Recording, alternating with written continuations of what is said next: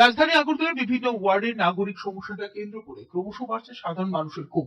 সম্প্রতি বিভিন্ন এলাকায় পরিদর্শনে গিয়ে একাধিক সমস্যার সম্মুখীন হতে হয়েছে আগরতলা পুর নিগমের মেয়র দীপক মজুমদারকে।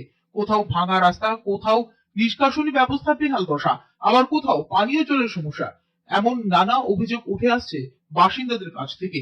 এরই মধ্যে সোমবার সকালে মানিক্য পাড়া আড়ালিয়া 27 নম্বর ওয়ার্ডের 58 নম্বর বুথের ঘোষপাড়া এলাকায় বেহাল রাস্তা নিয়ে সরব হন স্থানীয় বাসিন্দারা।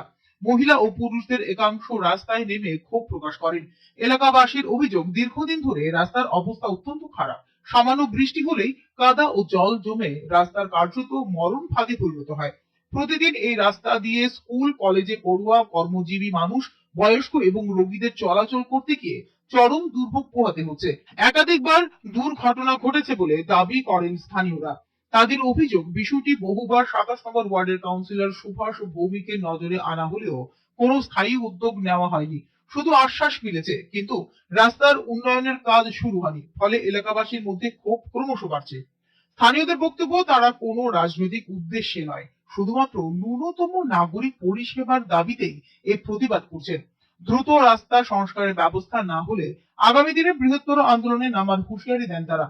এদিকে এলাকাবাসী সরাসরি রাজ্যের মুখ্যমন্ত্রী অধ্যাপক ডক্টর মানিক সাহার দৃষ্টি আকর্ষণ করে আবেদন জানিয়েছেন, তিনি যেন বিষয়টি গুরুত্ব সহকারে বিবেচনা করে দ্রুত রাস্তা সংস্কারের উদ্যোগ নেন।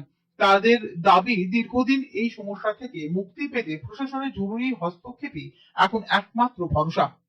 অসুবিধা হইতেছে কি, আমরা ছেলেরা পড়তেছে, ট্যাং তো দুঃখ পাইতেছে কি, বাইরেও যাওয়ান লাগতেছে। ওখানে এই রাস্তার লেগে আমরা কিন্তু মরার পথে থাকুম না, রাস্তা ওইব না ওইতো না। এক কথা কইলি ভারে কইলেও না, পারতাম না।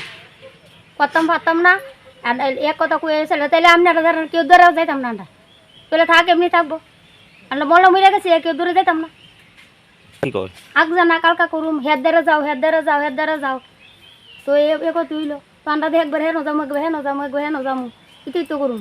কইছে আমরা রাস্তা ওইব রুট ওইব, আগে কইছে আমরা রাস্তাই ঠিক না, ড্রেন কি করে পামো?